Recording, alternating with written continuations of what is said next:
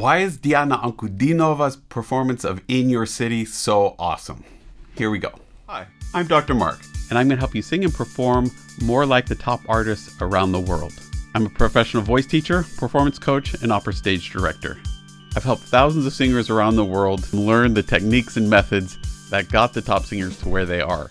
I've reacted to a bunch of other songs from the same performance and really enjoyed them. I'm looking forward to seeing this one, and let's see what happens.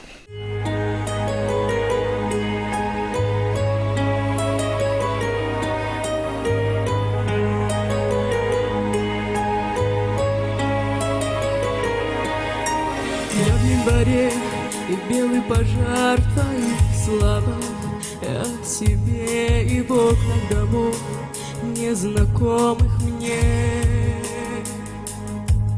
A lot of performers, when they first start figuring out performing, get really obsessed at some point about either not doing too much or not doing too little, right? It's kind of this pendulum where they can't figure out how to find this middle balance point.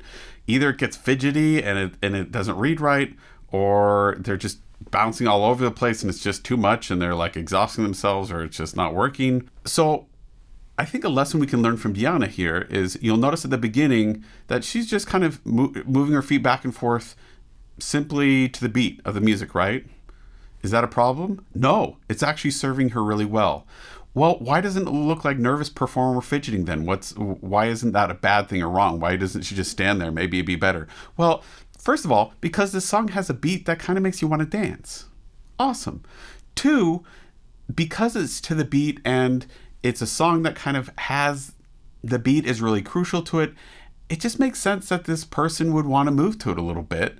And it would make sense that the person singing this song, that would be kind of the pace of their body. What it actually makes us think a little bit is that the beat is relating to her feet as much as it is to her heartbeat or anything else. It's a pace of her foot movement. So the short answer is this.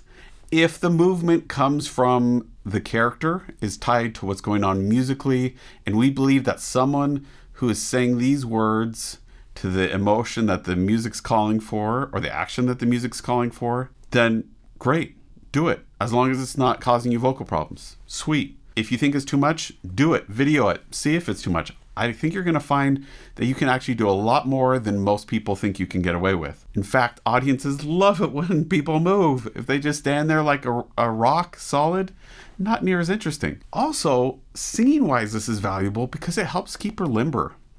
Helps the muscles from getting rigid, tight, stressed. It keeps it a little more fluid.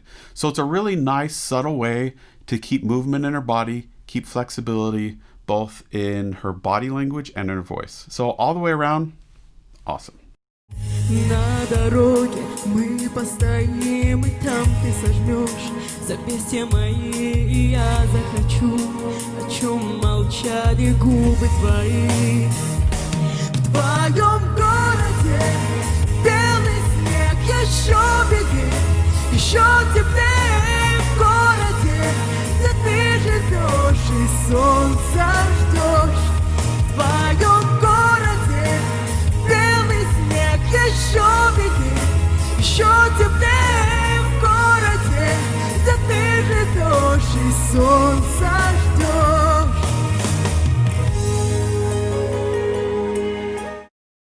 Other thing I want to point out here is a lot of singers, when they hear a song that's in just about anything other than a major key, feel like it means sad and that they have to put their eyes down and close their mouth or even close their eyes. Don't do it. What we love from Diana here is you still see this upper two smile, still really open, still supported, still really resonantly open here, and really speech-like, keeping that placement forward. Her eyes are still really intense, which keep us super engaged, right? It doesn't make it less angsty or whatever it is here. It doesn't make it seem like it's happy and fun. It just keeps us engaged. It keeps a level of intensity to it that I think this song calls for, and I think she does an awesome job with that. Again, I've said this in a bunch of other videos. I love her intensity, and I especially love the intensity of her eyes.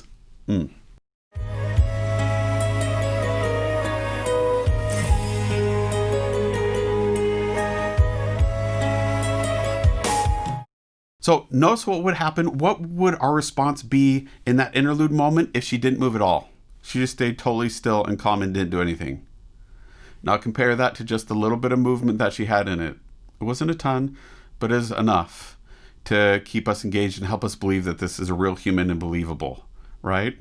So it's really important to allow your body the freedom to follow its impulses, whether that's, putting your hair back, whether that's adjusting yourself, whether that's changing your posture, as long as it isn't a nervous tick and it's your character and doing normal everyday activities as a human being, we're good.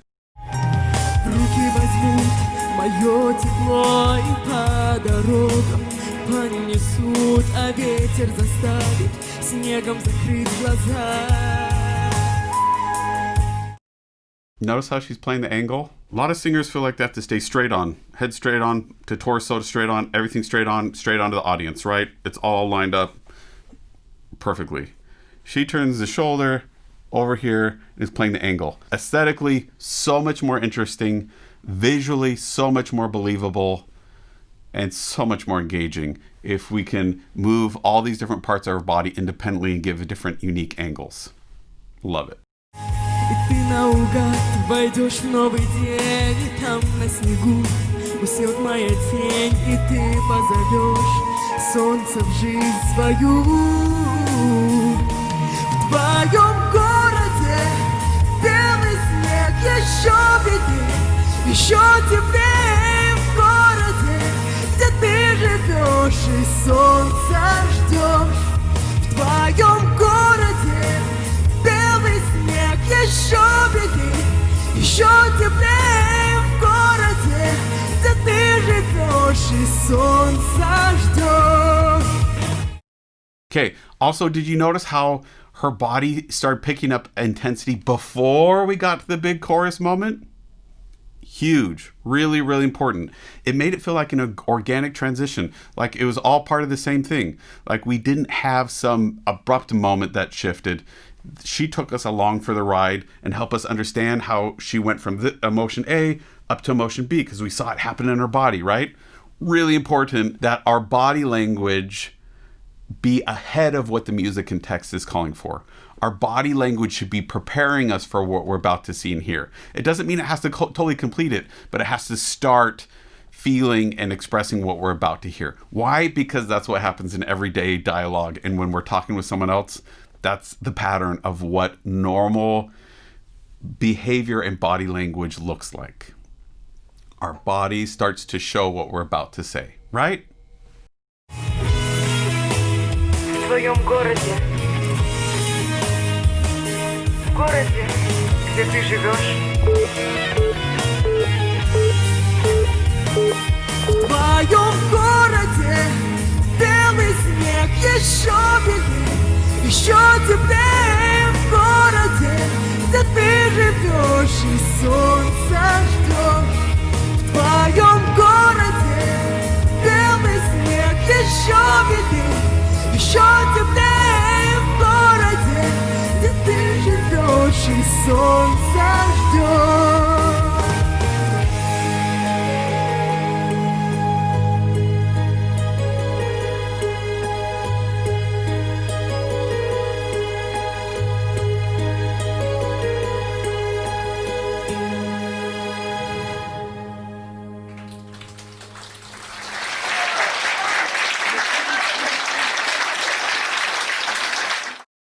Okay, two other things I want to point out. So you'll notice during that last interlude before the big final repeat of the chorus, she turns up stage. Wait, where are you going? No, it's actually really excellent. It's excellent because we have this repeat of the chorus, right? It could feel really repetitive. And we need some visual variety going on in there. So, and she's in the middle of telling a story, right? It's storytelling. So if there's any place that you can turn up stage and start seeing something off in the distance and playing with the world as if it's 360 and not just out in front of you, it's in those interludes. Use them. Create interesting visual changes and create this 3D world in those moments. Doesn't mean you want to face upstage every single time. That would look kind of strange. But using it in a moment like she did to create visual variety and build that intensity in that moment, so that when she turned around for the chorus is a bigger, more dramatic reveal, and really kind of gave this ramping up to this final bit. Brilliant. Loved it. Other question I had is at the very end there, when she didn't have anything else to sing, Mike came back up. What it made me think of is that the breathing at the end was something that maybe she wanted to articulate. Maybe it's just habit and the mic just came back up and there was no intention behind it. Thinking about it as if the breathing there at the end was part of the expression is interesting to think about. And I think it's interesting to learn from that even breathing, and in fact, especially breathing, is very emotional. In fact, most of the time we gauge the emotion of what's about to be said by how someone breathes in before they start speaking that next phrase. Just by that breathe in, you know what I'm going to say next is something that I'm surprised, shocking, is more emotionally intense. I breathe like that, you know that it's going to be a little more subdued, right? So breathing is a very expressive tool that is often underutilized. Does that mean we want to hear every single breath that's being made? No, we don't want that. But it is something we can use to heighten the emotion and to heighten the audience's understanding of what's going on emotionally and help prepare them for what's coming next, if we're using it in a way that's deliberate and artistically valuable and aesthetically pleasing. Again, always with Diana, so many different things that could be talked about. Hope you'll check out the playlist with other videos from Diana. Tell me and send me the links to videos that I haven't done yet that you think I'm missing that should be done. If you're trying to figure out how to find your voice, how to find that voice that feels comfortable, bottom to top, that sounds like one continuous voice, that feels genuine and authentic and unique to yourself, and you have these goals and you can have the feeling that they're there, but they're just kind of out of your reach or you're having a hard time figuring out how to do it, book a time with me at foundyourvoice.com. I'd love to work with you online. Also, don't forget to click like and subscribe. You can also find me on Wizio.com if you want me to respond to a short video or audio clip. And I look forward to seeing you next time. Bye.